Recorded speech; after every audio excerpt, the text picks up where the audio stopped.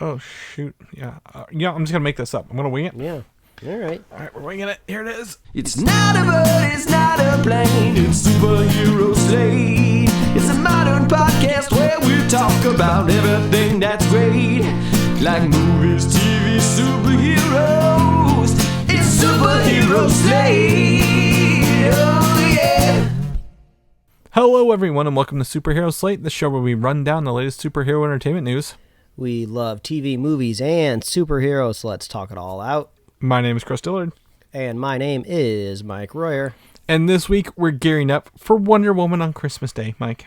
Shing, shing. That was the sound effect of her putting up her armor plates. Is that the one where she puts her arms together, or the wings that fall off? Sure, you know what, either one. Yeah, have a Wonder Woman-y Christmas, everyone. We're going to really, I'm going to be honest here, talk about the last episode of The Mandalorian. And if you've not watched it, it's in the middle of the episode, and there will be spoilers. So if you just pause this, go watch that real fast, and come on back, we can talk. I want to lay down rules at the start of the show, Mike, because there ain't no way we're not talking about this. For sure. We're gonna. Marvel says She-Hulk is a half-hour comedy series. We'll see how that goes. And more. Yeah, I am a very, very tired boy today, helping some neighbors move. So my bones are weak. They're frail. I wore the appropriate age of it's not shapewear. It's just like those belts that movers wear, right? And I had some sleeves that went over some of my joints. So part of my body's good. The other part of my body is aging. So I've managed to crawl myself over to this microphone because, gosh darn it, we got to talk about the season finale of Mandalorian. That's right. I mean, it's one of those days, in lieu of Thanksgiving and Christmas, we've had a very small family get-together. My father-in-law was at the other end of the garage yesterday while I was at one end of the garage, so that's great. That's distancing, and then my parents today. So, I mean, it's one of those, let's just forego any formal traditions and just keep it small and tiny. But we are in the holiday season. Yeah, I'm usually running around for the holidays all around the country trying to see family.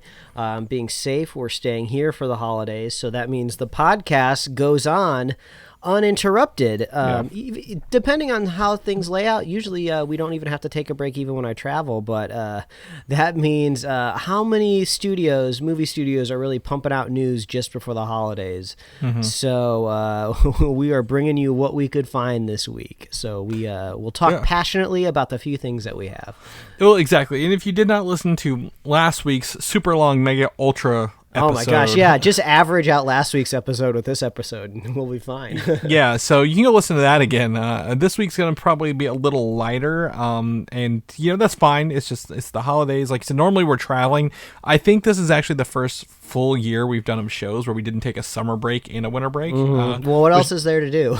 Yeah, exactly. So I'm impressed with this, Mike. Impressed. But instead, it's that time of year. We are in the final 5 sleeps, I believe, till Christmas, right? Everyone's getting pumped, hyped for their holly jolliness. So obviously it's the time to watch Christmas themed movies and shows all around. So you have been partaking in a few. I've been partaking in a few. Lay down what you happen to watch, Mike. Yeah, we got a big old list that we're working through. We got a couple left. We're saving the creme de la creme, known as Christmas Vacation. That's our favorite for Christmas Eve. So we've been kind of going back and catching some stuff that I never grew up with. Have you heard of Miracle on 34th Street?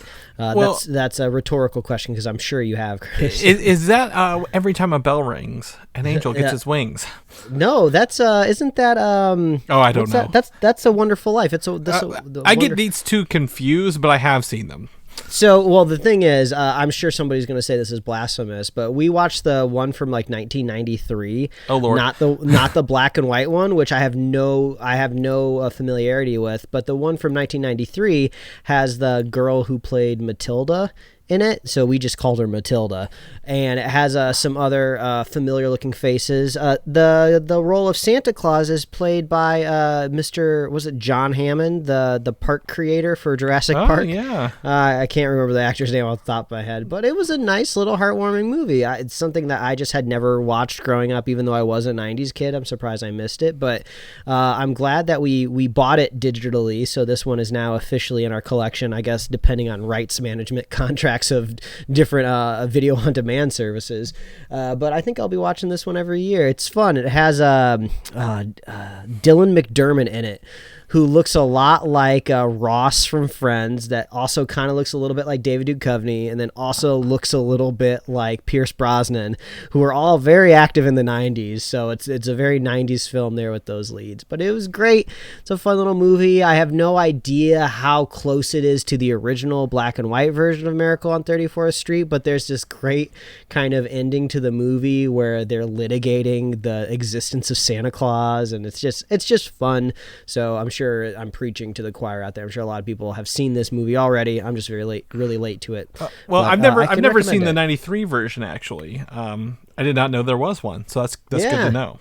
Yeah, it could be '94, but either way, early 90s. Yeah. It was great. It was fun. It was like $8 on Apple iTunes, Apple TV, whatever they're calling it nowadays. So I would check that one out. And then we kind of did a little bit of back-to-back Christmas specials here. If you have Netflix, you can go watch Dolly Parton's, I think it's called Christmas on the Square, but it's kind of her Christmas special. And then Mariah Carey has her own Christmas special over on Apple Plus. So we were able to watch both of those. We kind of compared them both head to head because we watched them so close together. And I mean, Mariah Carey just handed it to Dolly Parton, handed like a beating down is what I'm trying to say. As much as sweet as Dolly Parton is, and she's even doing a lot of relief work for COVID right now, her Christmas special just didn't quite measure up. I'll give her the edge of she had a full narrative that I believe went for the entire length of a film. I think this clocks in at about 90 minutes. The songs just weren't as good, not very memorable. It is funny watching Dolly. I don't know if this is in her contract or she's just getting up there in the years, but every single scene that she's in, she's like almost always sitting down, and there's this kind of ghost of Christmas past vibe to it where she's floating around like an angel, but she's literally sitting down on a floating cloud. It's just so funny. She is too busy doing the Lord's work to plan out this thing. So let's just be thankful we even got one from her. Yeah. I'm not trying to throw too much shade, but yeah, I think you are, but that's fine.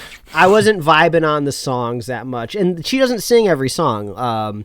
But then Mariah Carey has just a totally opposite energy of special over on Apple Plus, which is more of a visual album, kind of like Beyonce's Lemonade, but Christmas energized. So it's just Mariah Carey singing all of her favorite Christmas songs with this asinine plot that she's the only one that can save Christmas. So Billy Eichner, who is playing an elf, which is very familiar to his role in Noelle, a Disney Plus movie, where they bring her up to the North Pole so she can put on a concert for everybody around the world to bring up Christmas cheer.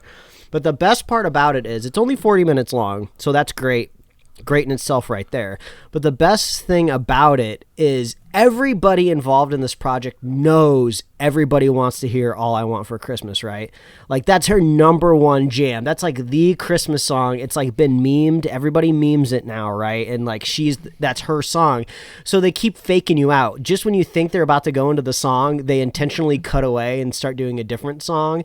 And then they're like, oh, do you think we're ready for it? Oh, I think we're ready for it. And then somebody comes through the door and interrupts them. So they save it and they give it to you right at the end. So I just thought it was funny because they knew what they were doing. They were a little bit more self-referential, and also it's only 40 minutes, so you don't have to stick with it for too long, and then you can move on to your next more preferred Christmas movies. So if you had to pick between those two Christmas specials, I would pick the Mariah Carey one. You're going to have more fun, a lot more celebrity cameos in that one for sure. But that's us wrapping up the Christmas talk. I mean, next week, the podcast, we're going to be on the other end of the holidays, so I don't think I have a lot of New Year's Eve movies to watch. Like, I can't really think of any movies off the top of my head that I watch around New Year's Eve. So I think we'll be going back to the normal kind of trend of watching stuff that's not related to a holiday next week. So Miracle on 34th Street, that's the gem in that list. Well, I'm gonna interject you because I did not know that there were in fact 2 Charlie Brown Christmas episodes, Mike. I was adamant up and down that the Charlie Brown Christmas was in fact the one where his sister says hockey stick. I did not know that not only is there's this 1965 version, there's a 1992 Whoa. It's Christmas Time Again Charlie Brown where this came from. They brought this boy back out.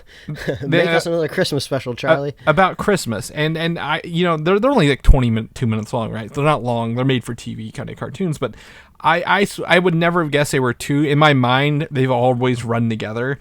So the first one is obviously the most infamous one where he's doing the play and they have to get the Christmas tree, right? That's the Charlie Brown staple. But I was always like, when do they go to the play? Because obviously there's a play in the first one to do hockey stick instead of hark, and I was like, I just couldn't fathom it until I found there were 2. So I had to watch both of these this week, Mike, just to see. And now I'll tell you, they didn't change the is it Vince Girardi I believe his name, who does the music, classic music all around, very much anti-consumerism all around.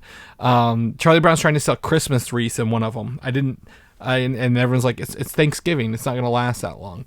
But then he goes to sell his comic books so he can buy the girl he likes some mittens, but then she actually already has the mittens. So it's these are very classic Christmas movies, Mike, if you have a chance to watch them, based around the Christmas season, and include some very family friendly gags and jokes along the way. So if you guys get another 40 minutes, I'd say scrap Mike's list, put these Charlie Brown specials on if you can find them. I had a hard time finding It's Christmas Time Again Charlie Brown. Literally one of the hardest movies. I think it's only available on Amazon to purchase. You can't stream it anywhere. But Charlie Brown Christmas is on Apple TV. I believe that Apple purchased the rights to most of the 60s ones. I was going to say there's definitely some synergy going on, because I would be crazy if I didn't bring it up. There is a Charlie Brown cameo in the Mariah Carey special. She's like watching TV in the North Pole, and then like a special Charlie Brown thing pops up. As far as I can tell, if I remember correctly, I believe it's all original, because it's all high def widescreen. Looks great on the TV. So yeah, if you're a Charlie Brown completionist, unfortunately, whether you like Mariah Carey or not, you got to go watch it. Yeah, because I just looked up. Charlie Brown Christmas is only on Apple TV Plus, but you can watch this 1965 very crudely animated and colored thing in 4K if you want to, Mike. Beautiful. I got to. So gotta recommend those for the holidays. Now this week is where I'm also gonna get down to my Muppet Christmas Carol and my Christmas Vacation. I'm a big fan of Love Actually. I don't know if I'll watch it, but I like It's a Christmas movie. Iron Man 3, the staple of any superhero Christmas movie, right? But we gotta watch Krampus. I finally convinced my wife to watch Krampus with me, so that's going to be on the docket this week as well. Where do you watch that at? Do you know?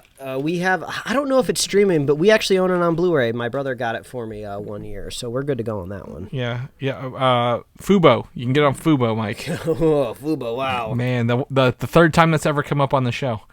So there we go. So holidays. Happy holidays, everyone. Get into that. Let's jump into some news. Around another holiday, St. Patrick's Day in March, which is also my birthday, sounds like a window for Zack Snyder's Justice League to release on HBO Max. Okay. So they said it in this release. I think it was like a video. They were like, the director's cut of Justice League Director's Cut comes this March to HBO Max. I'm like, that's sooner than we expected. But, is it, I mean... Is it? That's literally when the Falcon and Winter Soldier comes out, in the middle of all HBO Max movie releases that they're dropping next year. I mean, you see any strategy here, Mike, or do you think it's just like, we got it? I'm kind of curious what they're going to actually end up calling it, right? Are they going to call it the director's cut? It just seems smart to just go with the word Snyder Cut. I mean, from a marketing point of view, I just feel like the SEO is off the charts on the term Snyder and the word cut connected together. Yeah, I mean, it is kind of weird. Like, I was down for the Snyder Cut just because it's just this weird experiment. I mean, my opinion on Snyder as a person is going all over the place, but it's just like, yeah, if you're going to give it to me for free, I'm already paying for HBO Max. Yeah, I'll watch it. But yeah, I'm glad that we're finally getting Falcon and the Winter Soldier and WandaVision out there in the world. So at least this won't be the only thing occupying everybody's time, you know. Mm-hmm. Well, it's one of those things that because I mean, I know they're doing it. We know they're doing it in 4 weeks, right? So we're getting 4 episodes and then the full feature-length movie. It's going to be weird. And the reason they're going, I think, with the director's cut is because we've talked about this before at length, because of, what is it, the Writers Guild or the Directors Guild or something. There's some legalness in Hollywood where they just can't be like Justice League Snyder Cut. That's just happens to be the thing. So hopefully they can get by that and maybe get that to work. But I believe they're going to have to do director's cut to forego any like suing or problems or anything like that. We'll see how that goes. But yeah, I mean, 4 weeks of Justice League, what, version 2.0 or something like that. It's going to be interesting. Oh boy! in that same video where they were announcing what was coming up in 2021, they did say a new Game of Thrones is coming in 2022, but we don't really have a lot on that, so I don't want to go into details on this prequel series of Game of Thrones. This Friday, you can wake up right away, put on your Christmas jammies, forget the presents under the tree, Mike. Go right to the TV, turn on and watch Wonder Woman 1984 on HBO Max. Oh my gosh, finally a primo superhero movie in the year of our Lord 2020, however you want to describe this year of 2020. We're getting it right at the end of the wire. You know, I'm happy I can finally watch it. I don't have to force myself into a movie theater to watch it. I don't have to risk my life. And I talked to you about this a little bit for the past 2 weeks. I was given free tickets to see this movie this week. Mm-hmm. In the off chance I went to a movie theater, and even the day before I was like, should I not? And then you look at the ticket and it's like, this free pre-sale or preview showing has been oversold and overbooked. So arrive early to ensure your seating. And there's no indication that you're going to be safely seated at a distance. What kind of annoying people are going to be there? We have those problems in movie theaters. How many jalapeno jars am I going to have to go through to sit here? But like at the day of, I was like, I've decided to totally forego this. Not even going to look and just play it safe and watch it on Christmas Day at home. In my theater setting down here in the basement, and then hopefully we can do a review maybe the next day or at least by Sunday to have for you guys to listen to. Oh yeah, for sure. I mean, the podcast next week is going to be pretty lit, if I do have to say so myself, because we'll be talking about 2 brand new movies. It's going to be great. I'm really looking forward to it. I'm just hoping the biggest thing I've been struggling with at home, because look, if we really think about it, we could be hunkering down for another 5 months, depending on how vaccine distribution goes, when people are allowed to go back to a movie theater. We don't know how much like wiggle room we need around these vaccines, so it's going to be a while that we're going to be hunkering down. HBO Max is giving us all these primo movies at home. We can at the very least watch Raya the Last Dragon from Disney Plus at home. So I got to figure out my sound situation. I've been all over the internet googling about sound, and it's an issue for me at the very least, depending on what TV you're working on. It's the problem of the action being too loud and the dialogue being too quiet. And the thing that I've drilled down to, it's all about like the mid channel. Like the mid channel, you need to be able to have total control over that. But if you want control over your mid channel, you have to have all of these different speakers. And I'm just a guy that wants one sound bar. So then you have to go diving into the setting of a sound bar you don't even own. And then like some people have the problem, some people don't have the problem once they get it. I mean, some people, the problem stays exactly the same when they get a sound bar. Basically what I'm saying is there was a very high convenience of going to a movie theater, right? Where like the only time I was ever worried about my movie theater messing up the projection was like with a 3D movie, right? Oh, did they get the brightness right? But usually I didn't go to 3D movies, so that is one problem that I have to deal with at home. Like I have a beautiful 4K television. It's nice and big. I can be comfortable and I can lay down, but like I just don't want to be holding the remote control the whole time, messing with the volume. So I don't know. Hopefully somebody over at HBO Max is just like, hey, let's make sure this audio is okay for TVs at home, so people don't hate us. Yeah, that's just me. Well, I also think the conversation we had with your headset earlier today, or earlier this week that you got. I'm like, as you probably have discovered, going cheap with audio means there will be problems.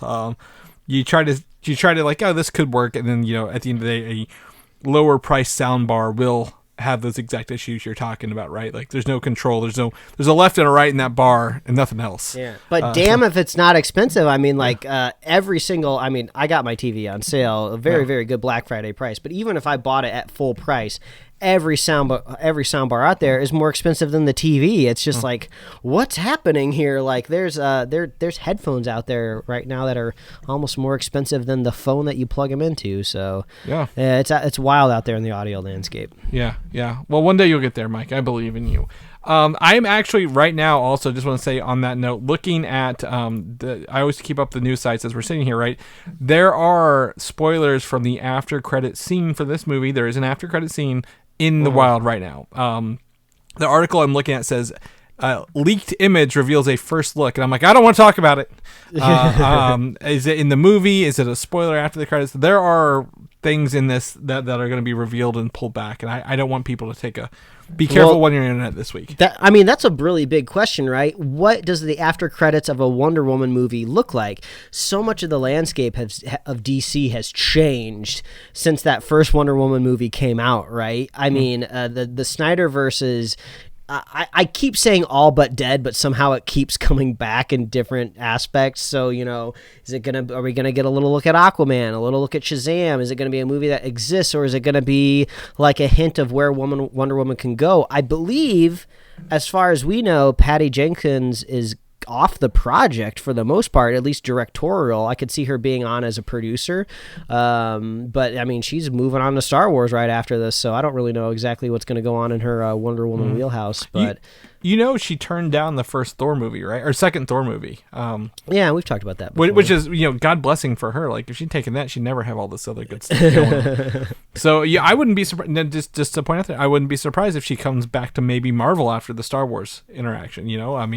She could definitely come in and do some good stuff there. She's in the Disney camp now, right? They do their best to hold on as long as they can if they have good talent. Yeah. What if she did like the next Thor, which was just Natalie Portman's Thor, like another one, that's the Wonder Woman version. That's a whole other question. Is Natalie Portman is she going to be can she be an action star? That's the question I have. Can Natalie Portman be an action star with a hammer or not? I would like to see them prove me wrong, because I'm thinking maybe not. But she's been so like half leg into this Thor universe, whether by her own choices or not. So we'll have to see how strong they bring her back in, right? Yeah, those first two ones are the not the Iger, the Perlmutter era Marvel, which was like not the best, but not the worst thing out there. But anyways, for this to watch Wonder Woman 84, they have pulled together a Christmas miracle, wrote Santa himself, and Santa said, you know what, put HBO Max on Roku. Yes. So it is officially, as of like Friday, it's now on there. Yeah, I believe it was the 17th is when it started rolling through. You had to click into it for your icon to change, or I thought it was funny that the day that it was live, I started seeing HBO Max banners on my Roku page. So like the flight attendant and Friends was being advertised on my Roku homepage down in the corner. So I was like, all right, HBO Max is here. It's great. I can finally look around. It's nice. They have a nice little curated holiday section that we could kind of click through. They're doing a lot of curation over there because the holiday section had tons of areas like movies that happened around Christmas time, which they kind of did a shot across the bow of people that say Die Hard is a Christmas movie. HBO Max, HBO, AT&T, Warner Brothers, whatever corporation you want to call them, they've decided to say that Die Hard is a movie that happens around Christmas, maybe not so much a Christmas movie. So I thought that was pretty funny. But yeah, I love that section. We were looking through a lot of stuff over there, and man, the catalog is strong at HBO Max. They got a lot of IP up in there. Is that gonna? Do you think it has a shot to become your default streaming app in 2021? I mean, now that I can click into it, there's a good chance. I've heard people talk about The Flight Attendant, which is pretty strong for a streaming service, where I feel like I haven't heard anybody talking about HBO Max originals. You know, people still talk about HBO stuff because, you know, it's HBO. But yeah, that's the first time I've heard anybody say like, oh, you got to watch this Max original. So might have to check that out. Yeah. 2021 will be hot for HBO Max, that's for sure. But get on your Roku enabled TVs, have a good time with it. On the flip side of that, maybe you're not watching Wonder Woman, or maybe right after you watch Wonder Woman, you can switch your app over to Disney Plus and catch Pixar's Soul, the upcoming movie where it looks like someone who's a music guy who's really invested in music player, gets lost somewhere between heaven and hell. And looks to go on an adventure with Tina Fey, voices the little the anti-hero or whatever, and then the main one's Jamie Foxx, right? Jamie Foxx. So yeah, I think so. Yeah, there's Disney Plus has another little Pixar thing called Inside Pixar. I think that's what it's called. And in the first episode, they do actually a little behind the scenes of Soul. So I'm looking forward to it. It looks really exciting. The one of the writers of the movie was kind of talking about how he brought some of his black experiences to the story. Who's the guy over there? Pete Docter. That maybe Pete Docter wouldn't have the same perspective on because he's just not a black guy. So it seems like this is going to have this kind of cultural angle to it, which I'm looking forward to watching. And I mean, usually we don't talk about this type of stuff on the show, or we wait until the movie comes out, but the initial impressions I've heard are pretty good for Soul. So that makes me pretty happy. You know, I wouldn't give you initial impressions of Wonder Woman whether I knew or not, because I kind of like to keep that stuff close to the chest until we get to watch it. Yeah. But yeah, the Soul apparently is being received well, and I'm not surprised. I mean, it's a strong team that's behind it. Right, and well, it's, and again, we've said this over and over. Pixar trailers suck. They're not for us. They're not to draw us in, right? So we may sit there and watch them and be like, yeah, it's all right. You know, hype's not really real until you watch it, and they're like, okay, that's a really good movie. So I'm excited for this. Again, like I said, Trent Reznor, Atticus Ross, Nine Inch Nails do the soundtrack in this, and you never guess that based on the jazz inspiredness of it. So I'm very excited to see kind of how that trickles down a little bit. They had a little bit of an extended clip at the Disney Investor Day last week for Soul that I really, really liked. It was just a sliver of him teaching like jazz class it looked like a high school, and it was pretty funny. So yeah, I'm looking to dive into this on Christmas. Yeah, man, we got some good stuff to stream at the end of the year. So some premier content for sure. All right, let's shift gears. What's what you guys are waiting for? This is Mandalorian Season 2. Entire season, final episode wrap-up talk. We're going to be talking full spoilers about this. I think at the start of it, though, I'd just like to say I think Season 2 took Season 1 and improved upon it. I'm very happy with the end results here. So, I don't know. Do you feel comparatively...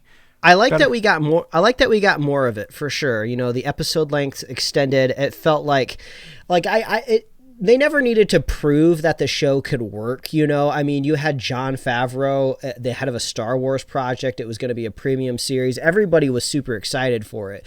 So I feel like now that the first season's done, they're just like, okay, we can. It felt like they really went hard, right? They went at Season 2 with like every idea that they really wanted. I mean, like we said, spoilers. If you're here, we're talking about it all. I mean, just list all the stuff we got. Right? We got snow spiders. Boba Fett's Fett's back. I mean, like, holy crap, Bo-Katan and some of the other Mandalorians from the Clone Wars series. Ahsoka's back. We got to see like her two the first time we've ever seen live action non-colored lightsabers. I just thought that was a big deal in and of itself. That's really adding to the live action canon for sure. And then I mean it's Luke Skywalker. I mean it's insane that we got all of that in one season. I was fully expecting when we were talking between seasons 1 and season 2 on the show. I mean, we knew Ahsoka was coming. I thought she was going to be the season finale. Yeah. She showed up in like episode 3, 4, not even like halfway, like halfway. She was the halfway point. Yeah. I mean, it's crazy how they didn't pull any punches. This was a surprise to me. You told me that these, what are they called? Dark Troopers? Yes. The Dark Troopers have actually existed in previous kind of canon already. What did you say? You said it was a video game? Yeah. I think you said is where they first appeared? Real-time strategy games. There's Galactic Battlegrounds and I forget Empire at War. So those were units you could craft and upgrade in that game. I thought they looked really, really cool. I like the intimidating nature of them. I did think it was kind of funny how you can't really think about the concept of them too much, or the purpose kind of, the Star Wars universe starts to kind of fall apart too much if you look at it in some areas a little too hard, right? Because they did a whole entire trilogy where they phased out robots and went over to humans, and they tried to find ways to say like, oh, humans are so much better because we can do things, they can think and stuff like that. And then you have these people here trying to like, oh no, humans suck. We're gonna shift back to the robots. The robots were the way to go. I don't know why we ever changed. The Emperor was crazy. I'm glad he's dead. We're going back to robots. Because really, when I think about it, like at the end of the day, the droids are more threatening to me than a stormtrooper, right? The stormtrooper at this point in time is just like a meme of how bad that they can shoot. Mm-hmm. You know, I never feel threatened when my hero is in front of a stormtrooper because like, it's just they've never really been threatening, right? The droids have always been so much more like when those destroyer droids like roll in and then they open up and they just start firing, and then the heroes, whether they're Jedis or not, are just like, what the hell do we do? There's just like this remote controlled turret, not even remote control. There's this sentient turret with a shield bubble like just blasting away. Like they literally would just run away from them because they couldn't do anything. So it's well, you're right, because I mean the stormtroopers always been like, you know, they were goofy, they couldn't do anything in the old trilogy, right? But they were also not the clones. So when they introduced the clones, they just became like a mass, you know, cut and copy, right? Paste, you know, of these things, which you know, again, eventually tie into Boba Fett because, you know, he's technically one of those. But like at the same time, you never know what a droid's packing. What secret is he gonna have that we don't know about? Which, you know, again, I think more of what's his name? General Grievous. You know, he's technically 99% droid. And he's like the other percent is lungs because that's the only reason why he coughs, right? Yeah, and his eyes. But yeah. So I mean, like the Dark Troopers again, like you said, you know, they went to Stormtroopers, but at the same time, like this Moff Gideon doesn't feel like a normal Imperial person. He feels like he's holding on to some weird stuff because it works for him and not something else. It seems like the Empire got a little wacky after it got beat, right? They're just kind of like the only people that are left can kind of seize power. It seems like that might be some storylines that they'll follow up on, but that's kind of the gist I was getting from it. You know, nobody's really in control. They're out there on their own light cruisers doing whatever they can do. I don't know if they revealed it at some point in time, maybe on a monitor, but I think in that final episode, he finally confirmed that they were working on clones with Grogu, right? Like they were spinning up cloning again. Well, right? that was a couple episodes ago, yeah. Whenever they went and assaulted that base on Cara Dune's planet. Was that when those were clone tubes in there, and they said it in the. I don't know if they ever said the word clone, though, but it was it was in the background, like you said. It was like on a monitor thing. Yeah, I suppose it was heavily inferred, but you know, it kind of went over my head. You know, even though we are going to talk a lot about Luke here in the second, I think the biggest surprise to me was Boba Fett. Mm-hmm. Not so much that he came back, because as a fan, I was totally fine with them just showing him in the foreground watching the Mandalorian kind of like cruise off, just the acknowledgement to me that the character survived and he was just kind of out there, living his life without his arm. That was enough for me. He didn't need to go on and do anything, in my opinion, and I would have been just fine for just the canon to acknowledge that he survived, because as a kid, watching him fall into that Sarlacc pit, so many times, as many times as I've watched that movie, you've always wondered what happened to him. So the fact that he was alive was great. So not only that, but like, not only is he coming back, not only did he come back, he's getting his own damn TV show. I mean, wow, that was a really big surprise to me. And I have to say, I love the addition, because I won't give Boba Fett all the credit to this. It just happened in the episode that he was in. Stormtrooper armor shattering. I think that is so cool. His fighting style, going from they're just shooting blasters, or using this Beskar kind of whatever.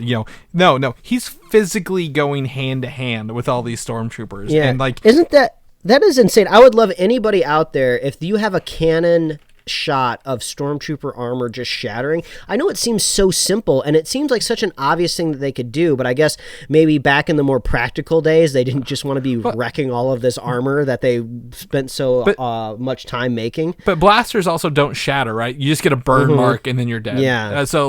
This was the first time there was what a lightsaber might cut through it, but the first time a blunt force has actually met whatever stormtrooper armor is made out of. Yeah, and it was great. It was a great whoever on set. I don't know if it happened to be the director of that episode or if it was any of the showrunners. I just love once they get smashed, just a shattering of white behind them. It was great. It was a great addition. Well, what's cool is, and this is in our show notes here, that this on Christmas Day, Disney Plus is also adding a making of season 2 Mandalorian featurette. Oh, so, great! I didn't know that. So that's possibly we could get those answers this week, because a lot of these episodes were directed by famous directors all around. Yeah, and I would love to hear Filoni geek out some more. I'm sure he'll have a story behind the we say Death Troopers, right? Death. Dark. These are Dark Troopers. Death Troopers are stormtroopers in the black armor from season 1. Yeah. So I would love to see him talk about they were in an old Star Wars video game I played, and I wanted to bring them back or something like that. I would totally believe that he knew of these already in his head, and he didn't need some research assistant coming up to him and say, "Oh, we can use these for the villain in it." I think my favorite episode of the whole season was the second to last episode with Bill Burr, because there was just so much going on there that I really, really loved. For me, it proved that you can do the Mandalorian without Baby Yoda / Grogu. Who knows what's going to happen moving forward? We'll talk about that in a little bit, but it just shows you don't need that cute guy in the background all of the time. Sometimes I actually like it when he's kind of off and we know he's safe, or I guess in this episode he wasn't safe, but there's nothing they could do about it. It was just Mando could just kind of go in and wreck stuff. You didn't have to worry about almost doing one of those escort missions in a video game, right? So I loved him going down there with Bill Burr, and Bill Burr just giving him jabbing him, just making fun of him for wearing a helmet and all that. And I love that they're kind of breaking this mold of where he always has to wear the helmet, right? Because I feel sometimes the show is detrimental because you can't see the emotions coming off our main character, right? We have to rely on so many people around him or just context clues of how he should be feeling. I'm not an idiot, right? I can understand whether Pedro Pascal is mad or upset based on the scene, but I'm watching a TV show. I need to see some of the emotion at some point in time, because I think back to other characters that have to wear helmets, right? Think about Carl Urban in Dredd, right? You can at least see the bottom half of his face, so you can get some emote there. And the Mandalorian himself is a reserved person, so just by his creed and the way he operates, he's not very energetic. I'm in my I'm in front of my microphone, really moving around my arms, right? That's something he never does.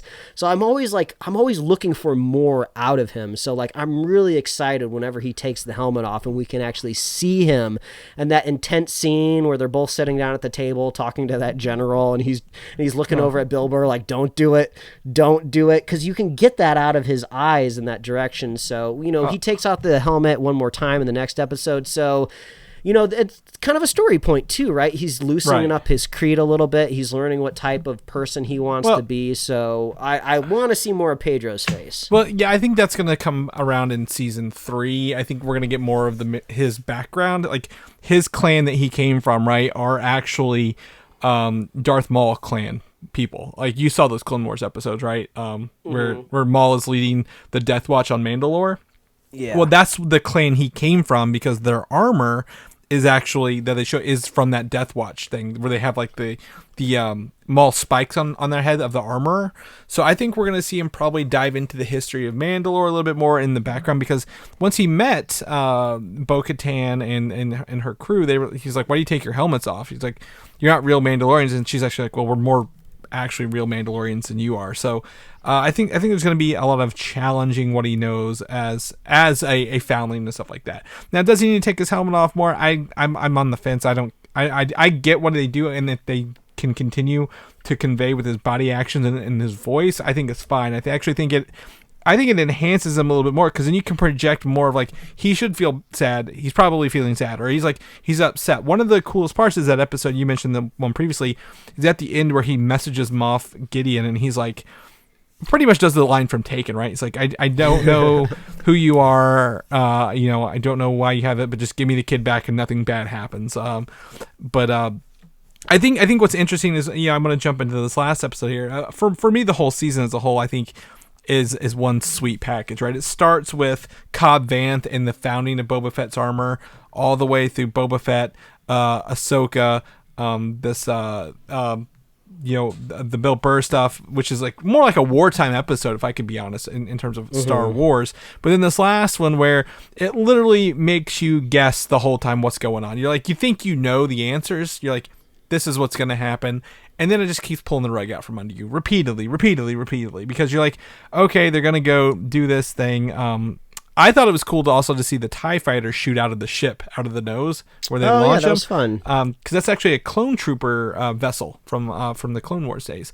But before I go on down a tangent, like, the Darksaber thing was crazy, because I forgot that you have to best someone to own the Darksaber, right? So now they've set up this whole rivalry between Bo-Katan and Din Djarin, because he accidentally took the Darksaber when he beat Moff Gideon. I was like, oh, he's just gonna give it to him, everything's gonna be fine. She's gonna have the lightsaber and probably kill Gideon, right? Nope, nothing like that.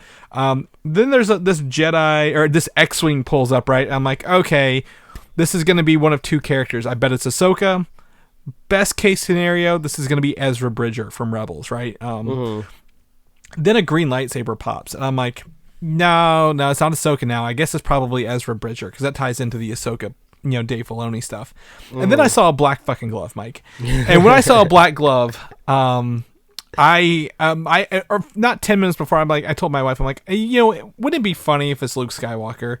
She's like, yeah, sure. And then guess what? It was true to form, post Return of the Jedi, dark cloak, dark robes, Luke Skywalker doing what one, like, the Mandalorian himself had trouble doing with one dark trooper.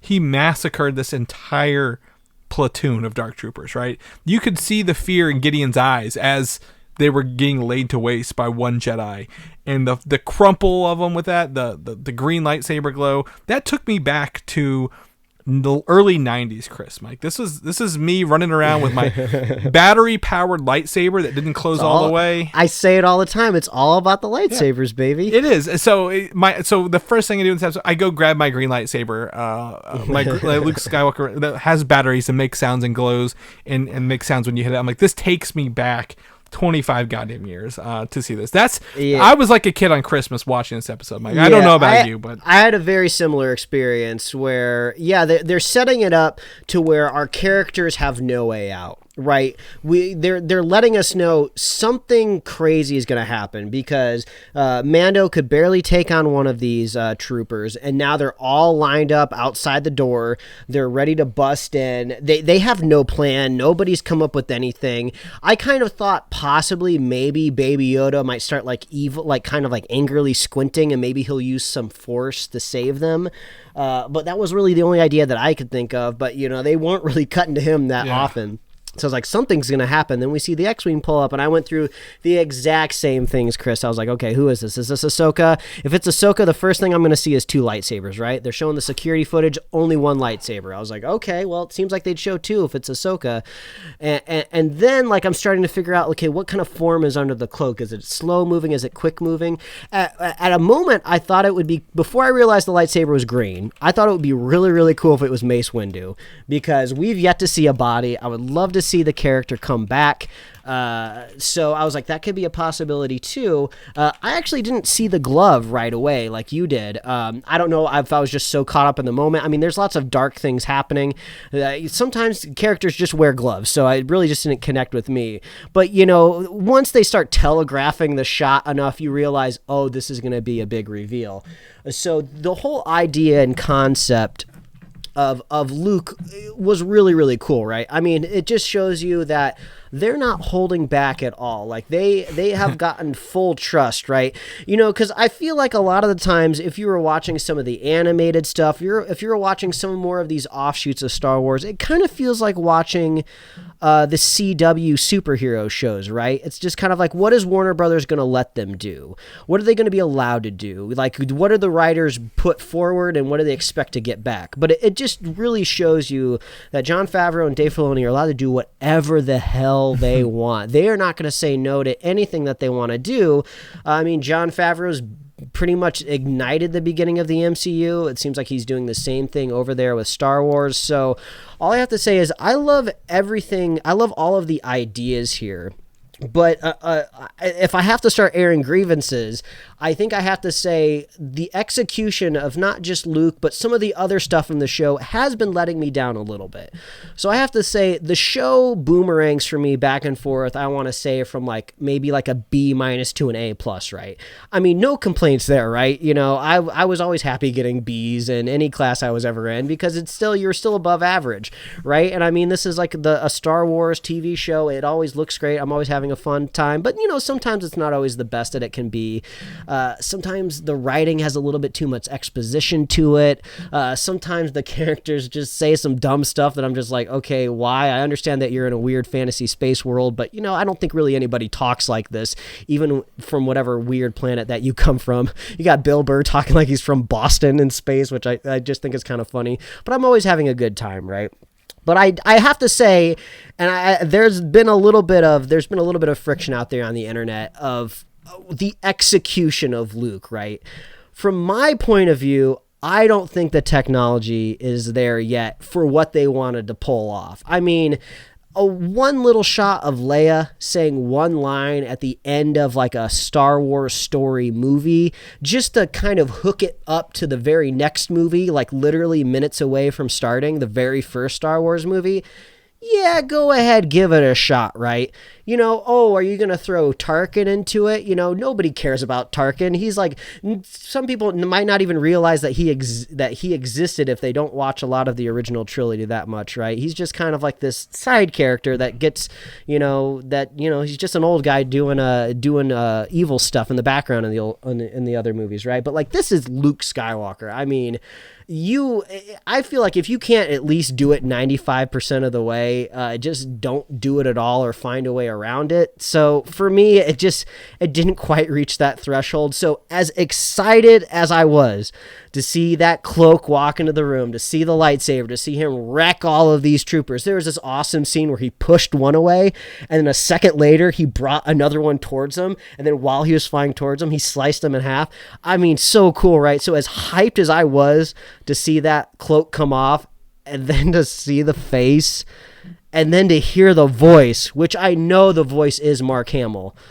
And you have lots of hard decisions that you have to make here, right? They did not coalesce for me, which unfortunately took me out of this moment. All this fun that I was having, I was just like, oh, what is happening? So I know a lot of people out there didn't have that moment, and I'm very envious of you, and I wish I could have been in the same boat, but yeah, Chris, what did you think about the execution? I mean, I'm the other end. I don't let that bother me. I understand it's a filmmaking limitation, but I don't let it bother me. However, I do want to point out, like, this technology does exist, and I sent you specifically on accident earlier this week Talk about happenstance, right? Someone on Rogue One took the Rogue One scene with Tarkin and then compared it to a deep fake that they did. And as you can tell, the deep fake from this YouTube video was much better than the actual inclination. Now, mind you, we're 4 years out from when they did this, but ILM, a studio that has the amount of money they do, the amount of clout they do, could probably go get something off Snapchat filter and do better sometimes than some of this stuff. But again, I don't know what how small of a team had to work on this to keep this a secret.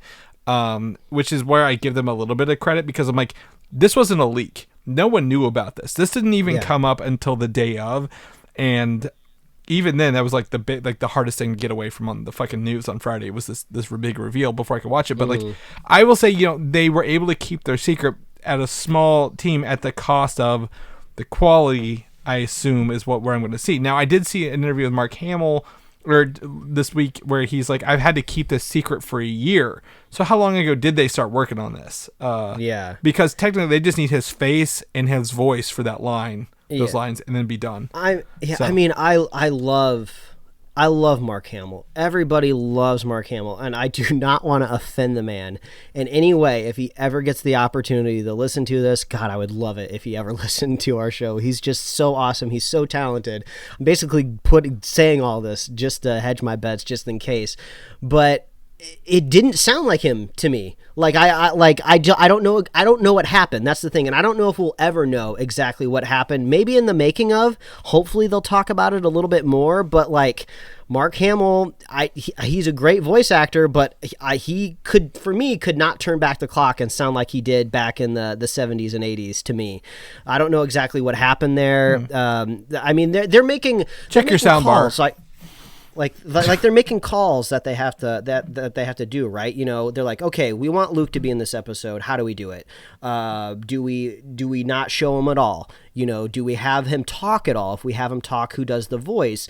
There's technology out there that can mine audio from the past and turn it into a voice, and I'm sure eventually they'll get around to doing that, but I'm sure that's not ready for prime time just yet. So, was the best decision to be like, let's just bring in Mark and just see what he can do, and if people end up hating it, they're going to have to admit that they hate Mark Hamill, and they're never going to do that. So at least this can kind of, push some of that ire away. Like, I'm almost curious, like, if we're talking about where the season goes, right? We see Grogu leave with Luke. Mando says, I'll see R2. You again. Yeah.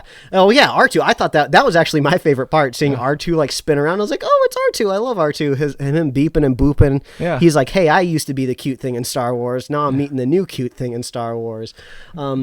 So, who knows? I don't extrapolate so far to think that Grogu got killed by Kylo Ren. I saw some people making that argument out there. It's like, I don't think that happens. I mean, there's a lot of years from what we just saw to when Kylo Ren comes through, right? I feel like there's a lot that can still happen there. So there is a Kylo Ren comic book that is canon that came out after the Rise of Skywalker, right before, that shows the actual Padawans he fought and killed. And there was no Baby Yoda at this point in time, so I'm pretty sure he's good. He was in the background behind a chair like he always is. He never got any bigger. Yeah, that's just he's just gonna stick that size. He's just gonna stay super cute forever. That's his superpower, right? Well, I was thinking, what if Taika Waititi's movie is Teen Grogu, 100 years in the future? Past all this stuff, because we have Groot and Baby Groot, right? So we have Grogu and Teen Grogu. So I don't know. Maybe Taika Waititi's movie deals with this. I mean, I could put out a very, very unpopular opinion here that nobody's gonna like. So that's probably why they didn't go this way. If they really want to keep Luke within this story, I almost felt like they should have just recast him, right? Just bring somebody in that Mark Hamill gives his blessing to. Stan. Oh, that looks like Luke Skywalker. Whoa. Yeah, that would have been so cool, because then you can really use Luke, right? Because I went back and I watched the scene again just before the podcast. The Luke Skywalker ain't moving at all, right? He's basically a pole in the ground as soon as he takes that hood off. Like, I think he bends over to pick up Grogu, right? Because he puts his hands up and he's like, up, pick me up. So there's a little bit of that going on, but he is pretty much motionless and doesn't even really show a lot of emotion, right? You know, I don't necessarily think the scene needed him to make a big spectacle, right? But yeah, he's not doing that much at all. So it's hard for me to imagine Luke Skywalker coming back in season 3, season 4, season 5, whatever, and really doing anything of much. But, you know, if they do, you know, a recast could have helped. Well, the only thing I can see, they could still do that, right? Like, that's not out of the gate. Like, this may have been like their, hey, like we need a result during quarantine, and we really want to be trending again. We want to pull this off. So how do we do it now? Not thinking, you know, hey, maybe they hadn't greenlit the Ahsoka, the Rangers of the New Republic, or the Book of Boba Fett shows yet, which are all going to tie together, right? That's what they said at their call. So maybe, you know, there is a chance down the road if they want to do that. But I think this was a very smart move to bring him in, Mike, to give Grogu to someone we know and trust, to then set the Mandalorian out on a different story that doesn't revolve around babysitting a child for a lot of it. Well, that was a weird thing for me too, because I was trying to figure out, what are they telling me with this final episode? Are they saying that we have officially wrapped the Grogu storyline? Grogu is done. The Mandalorian has completed his mission. Now it's time for him to continue on a new journey. Now, like much of the other Mandalorian episodes, we have seen characters return. But the way they kind of wrap this one up, I don't expect to see Grogu again anytime soon, right? Mm-hmm. This seemed like a pretty bittersweet send-off, you know, with him taking the helmet off and him touching his face. Like, oh my God, so sweet. How cute was that? Like, I heard people were shedding tears when they saw that. I mean, wow, what a tearjerker. So it seemed definitive, but not quite. So I was like, it didn't really feel like they were totally wrapping up the storyline. So I feel like I'm in a very nebulous zone, right? Of just like, okay, what's going to happen with this show? Because I guess if we can roll right into the post-credit scene, we get to see Boba Fett go back and take over Jabba's palace, and bam, the Book of Boba Fett conveniently coming out the exact same time Mandalorian Season 3 is supposed to premiere. So it begs the question, is the Book of Boba Fett really even its own show? The answer is yes, it is its own show. These are two separate shows. Those have been confirmed. I will tell you, before we jump into Boba Fett, the Mandalorian does leave on the point we talked about. Din Djarin has the Darksaber. He is now the King of Mandalore. So what does that look like for him next season? I think that's where the next part goes. Like, we can take the Mandalorian and Din Djarin's story. Like, who has he become over 2 seasons? He was just a bounty hunter, right? Who floated like a nomad with his Mandalorians, and now he's got a reputation. He's dealing with Jedi. He has a Darksaber who essentially, I guess in theory, is the leader of Mandalore now. Is that where they're gonna go with this or not? So I think that's where the season 3 is. Yeah, I'd love to see them go to a really populated planet, right? Correct me if I'm wrong. Mando hasn't really gone to a metropolis yet, has he? I mean, he's gone to kind of some like deep-seated, like underbelly cities and like bars and stuff. But like, I would love to see like a beautiful vista shot of maybe what Mandalore looks like now, whether it's, you know, a good place or a bad place, how destroyed it is. But yeah, I'd kind of like to see him in a metropolis area. I mean, that's what Mandalore looked like the last time I saw it in the Clone Wars. Well, they said it's been glass, it's been shot to pieces, but you know, maybe where he hasn't gone, Coruscant.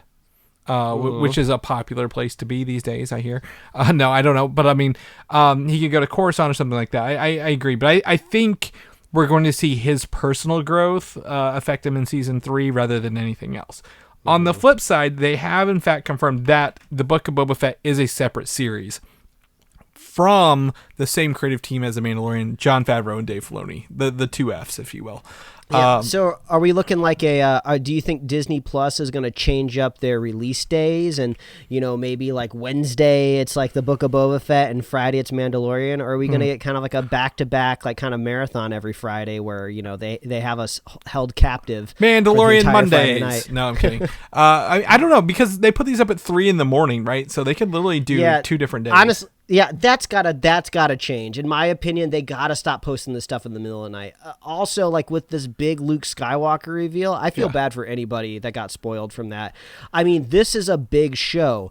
we talked about when Game of Thrones ended, is appointment television ever going to return? Was that the end of it? The Mandalorian is like the closest thing that we have, and I think it is appointment television. So I'm not saying you got to move it to Sunday, but you got to move it to a more concrete time. You got to give people a shot that when they wake up in the morning, they don't just open up their phone and the first thing they see is a spoiler. So I they got to change. I have a coworker. He actually gets up really early in the morning. He watched it before he came into work. Now, mind you, he's very conscious, and we know what limits we are to reveal things. So, yeah, I was blessed for that. But at the same time,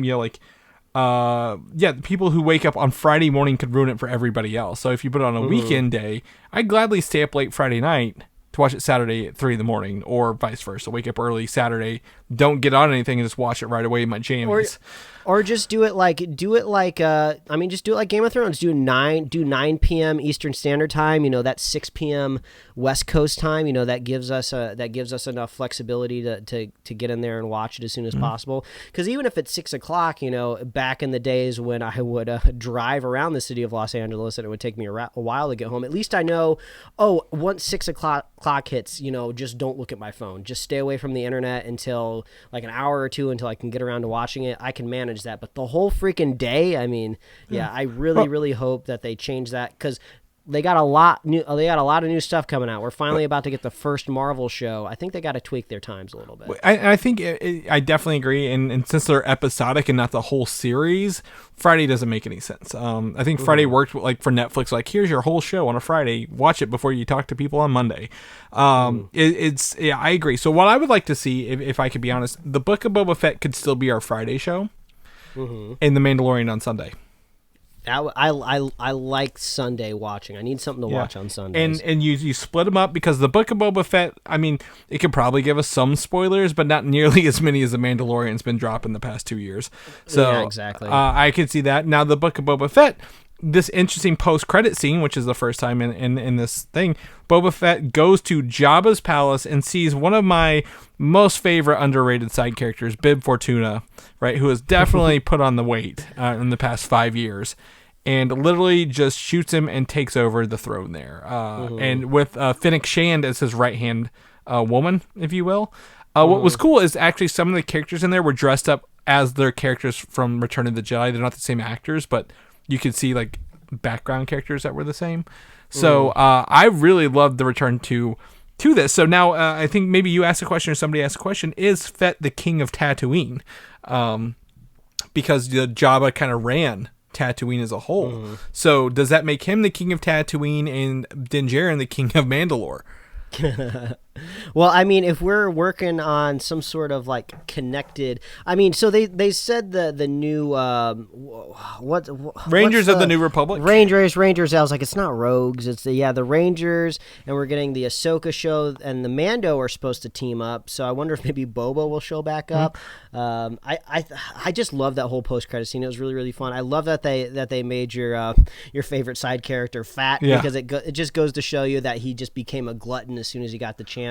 I was doing some kind of frame by frame look at the post credit scene, and I never realized this before, that Jabba's throne has the not the Sarlacc, the Rancor, the Rancor, the Rancor's head is like on each arms of this throne, and I never realized that before. So I thought that was pretty cool. So maybe we'll get to see the Rancor again. Maybe the first episode of the Book of Boba Fett is he's just cleaning up the palace. He's like, man, this place is dirty. Let's go around and clean it up. What are we gonna do with this Rancor down here? I don't know. Just release him. Let him run around on the sands. He's been down here for too long. Oh no, he dead. Luke Skywalker killed him. Oh, I'm sure they got other ones. Nah, they only I don't know. That guy in the diaper cried pretty hard, like there was no other ones left. So maybe that was the only Rancor. Well, there's 2 of them on the throne, right? There's one on each arm. Maybe there's another one in another pit somewhere. Yeah. Well, either way, I think it's an interesting thing, because again, Tatooine is again the home of Luke, where Luke Skywalker grew up, and the Obi-Wan series is probably going to take place here. But I feel this is going to be very much like Disney, not Disney as a whole. I'm not going to give any credit to Kathleen Kennedy. Dave Filoni is trying to build his Star Wars cinematic universe on a TV level the way Marvel did. Because they said all these shows will tie together and there will be some event down the road. Well, is that the event where we get to see Grogu again, right? Is is this cloning procedure that Moff Gideon, because he wasn't killed off, is that going to come back to fruition at the end of this series? So I think that's where we're going to see it. I think we're going to see the Gideon payoff in all these shows, Force-sensitive stormtroopers or something like that. I don't know, but the Book of Boba Fett's got my attention because they did not announce that at Investor Day, and they are not holding back in any of these shows, as we now know. I tell you what, nobody is more excited and thankful than the actor who plays Boba Fett now and who played Jango Fett of Tamora Morrison. Yeah. I mean, like, come on. Like, this dude probably thought after the Clone Wars he was never going to be seen again. And now he's coming back. He's Boba Fett, like one of the most iconic Star Wars characters out there. And he's getting his own TV show. I mean, that dude's going through a freaking whirlwind right now. You know, he was the Aquaman's dad in the Aquaman movie too. Oh, what was he? Yeah, well, I mean, like, that's not a bad role, but I mean, that's not exactly right. But the biggest role in that movie. Yeah, but he was the voice of again another smaller role, but the voice of Moana's dad in the movie Moana. So maybe he'll come back for that too. Tui? Yeah, Chief Tui. Yeah. So and then again, they use his voice quite a bit for what was it? Revenge of the Sith. All the clones had his voice. He was doing voice work for years for Star Wars. Yeah, I wasn't necessarily saying the guy was destitute, but talk about being catapulted to the top echelon of streaming. Just almost 20 years. 20 years later, I forgot. He deserves it. They've been using his likeness in the Clone Wars for so many years, so I'm glad he was able to step up. He's probably getting those kickbacks. But I forgot he also played Abin Sur in the Green Lantern movie, the guy who gives Green Lantern the ring. Like, he is no stranger. Put him in a Marvel movie. Put this man in a Marvel movie. Where can we put him? He's in the right house, right? He's in the Disney, the House of Mouse. He was playing in DC in both, but now he's Star Wars. I mean, the guy's pushing. He'll be 60 on the day after Christmas. So I mean, he's just out here killing it. Yeah, good for him. Good for him. Anything else about Boba Fett? I mean, geez, we had Luke Skywalker and Boba Fett in the same Mandalorian episode. Yeah, I was telling Chris before we started recording.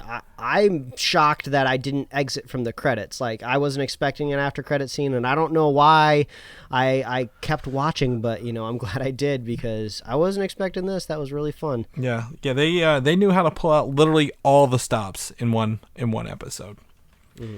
Spider-Man news, Mike. There is a hot rumor here that Marvel and Sony have behind the scenes extended the deal to keep Spider-Man in this MCU after the next film. Good. Tom Holland needs to put in a little bit more work. I'm not saying he's slacking, but a lot of people are really jiving on Miles Morales and his character of Spider-Man, and yes, I do indeed hope one day that character comes in live action.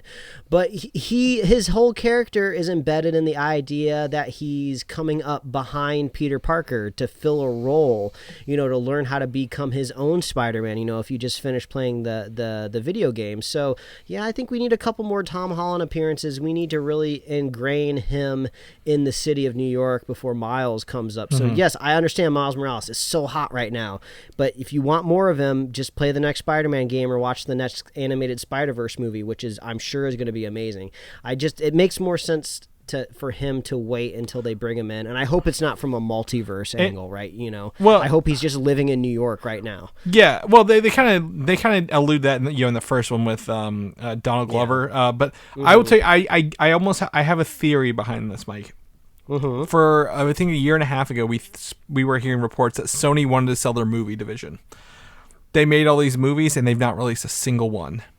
So I bet Sony was like, you know what? We could probably use some money for our film division. If you give us some cash, Disney, we'll work out more Spider-Man deals with you.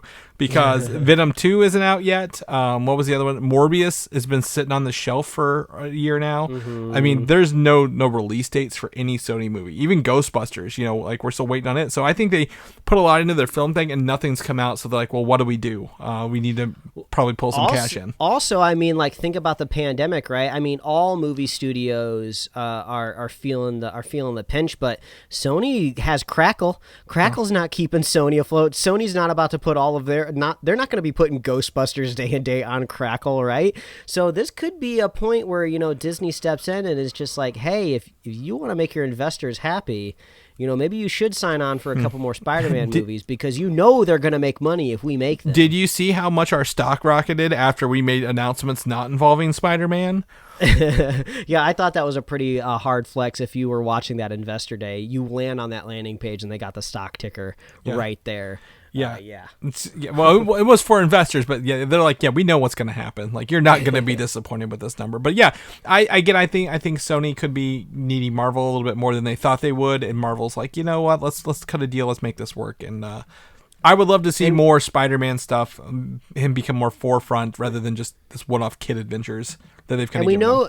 And we know Tom Holland likes it, And one thing I'm really looking forward to see, it looks like we're finally going to get it. I want to see Tom Holland in Manhattan proper, right? I want to see him become a staple of the city because that's very, very important, I think, to the character's story.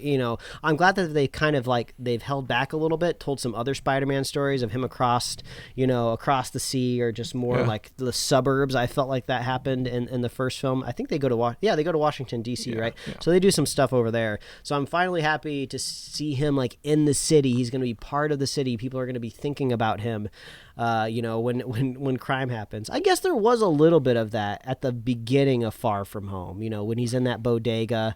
Not a bodega. Is he in that ATM area? Yeah. Is that the one with the ATM? Well, I think it was the first one. Was it? Yeah. God, I said we're getting 3 Spider-Man movies in between 2 Doctor Strange movies, which is crazy. But at the same time, I agree with you. I think that the city Spider-Man only happens when he's not in high school. So they need to get him out of high school quickly. Not that he doesn't look like that, but when he's on his own trying to fend for himself, being a photographer for the Daily Bugle, whether that happens or not anymore, what's a photographer in today's world? Very essential, mind you. I think they're very essential. But how do you adapt that? But he needs to be on his own trying to make him money, and then that's when he lives in the city, trying to become his own. But also now his ID, his identification, his identity is sprung, so it's gonna change a lot. But either way, as much as we hate the joint custody of Peter Parker between Sony and Disney, I'm glad that we're getting more because honestly, Sony, if they were being petty, they could just screw us all over. So I'm glad they're making the right calls. Yeah, and then they would not make any money, and then they would be like, "Yep, we're back to Spider-Man 3 again." So yeah. Last topic here. Kevin Feige was on record this weekend saying the She-Hulk is a half-hour comedy series, which most of the other ones we assume are an hour long, right? Episodic, and maybe will keep the budget low for the Green Hulk the whole time. I mean, what do you think? I'm cool with this, right? This almost kind of seems like what they did in the movie space, right? Like every Marvel movie, once they kind of got out of the adolescence of the MCU, of every Marvel movie was its own different genre of film, right? It makes me wonder, is this going to be a different genre of television for each of these shows? If they want to do half-hour comedy, I think that's awesome, and they should do it. And also, it's comical, right? I mean, you got a big green woman who's trying to be a serious lawyer. That's humorous. I mean, there's no way around it. And the fact that her cousin comes and visits her at the office, they're sitting down, they're breaking chairs. Who makes the chairs for the Hulks? I mean, you got to have some reinforced steel. Is it just a bench? Is it just a concrete bench? Are they going to break the concrete bench? I don't know. And we got Abomination coming back. Is he going to be goofy? Yeah. At the end of the day, Marvel has the cachet to where we trust what they're going to do, especially in Kevin Feige's hands. If we were getting these kind of reports out of a different studio or a different project, we'd probably be a little bit worried. But Marvel has nothing but goodwill with us so far. And they like to do genres, right? Genre films, genre series. So we can't have a serious dramatic spy thriller the whole time we're sitting here. So I mean, let's dive into comedy. Let's have a little fun. Let's go that route. So I'm totally on board with this. It'll be fun. All right, Mike, that's our show for the week. We did it. We made it through with the fewest amount of topics possible. Last week's notes was 5 pages long. This week was barely 1. So hey, we got an hour out of it. We got an hour. We did our community service. The judge will be happy. That's right. The listeners, it's all for the listeners. But if people want to know what you're up to this week, they wish you Merry Christmas, where can they find you at? Oh, they can find me at Mike Royer Design on Instagram and Twitter. And you can read my webcomics at pickledcomics.com. Chris, people want to catch up with you over the holidays. Where can they find you? You can find me on Twitter, Valdan, Valdan, or Instagram, Valdan87. I believe we were playing Call of Duty yesterday when a friend of the show, Quentin Parker, tried to tag me for and he couldn't remember what it was, but I was like, every once in a while, if you happen to be on Twitter at the right time, you might see us tag in a Twitch live feed. So you might be able to see us play video games every once in a while. Yeah. I'm no good. Chris is probably better than me, so you're not going to be seeing top tier talent. That's for sure. Well, you're gonna at least hear us having some fun. That's what matters. So, but he couldn't remember. I'm like, he's like, is it Valdan? 1985. I'm like, dude, way off, but it's fine. So yeah, and you also find me Instagram Baldan87. Mike, if people know what we're up to, where they can get ready to listen to our reviews for those movies next week, where they can find all that at. Oh, just head on over to superheroslate.com. That is the best place to find our show notes and to get our awesome upcoming release page. So Disney just unveiled a bajillion different things. We got HBO Max stuff coming out day and date. We got an awesome upcoming releases page on our website at superheroslate.com where it's just a nice little itemized list. No pop-ups, no ads. We're not trying to sell you anything. It's just a helpful tool that we made for ourselves that we also want to give to you. So you can get that at superheroslate.com. And you can find us on Apple Podcasts, YouTube, Spotify, wherever else you love to listen to podcasts. You can find us on Facebook, Twitter, Instagram, and you can get merch at superheroslate.com/store. We love hearing from you. What did you think about Luke Skywalker? Just be totally honest. I'm not going to judge you either way. Are you down the middle? Did you hate it? Did you love it? You can be both ways. I loved the concept and the execution until the hood came off, and then I didn't like it anymore. So it's not like I poo-pooed the whole thing. I just did not like the execution of the face. Send your hate emojis at Mike. No, I legitimately want to know what everybody thought. Like, you can still hate it and still enjoy it too. Like, I didn't like it, but I still enjoyed the episode. So please reach out, let us know what you thought, and if you want to be a super fan of the show, all you got to do is share the show with a friend, share the show with a buddy, keep social distancing, keep wearing a mask. I know it's going to be hard to do. We're coming into another holiday, but if you don't, we're going to see another spike, and then we just have to wait even longer to go back to the movie theaters, and I hate that. So, be a good little boy and little girl this holiday season, and don't get sick. That's right. Have a happy holidays. We'll see you next week. All right, bye. Thanks for listening, and don't forget to subscribe. Were you able to record that one video you said you were going to? What was I recording?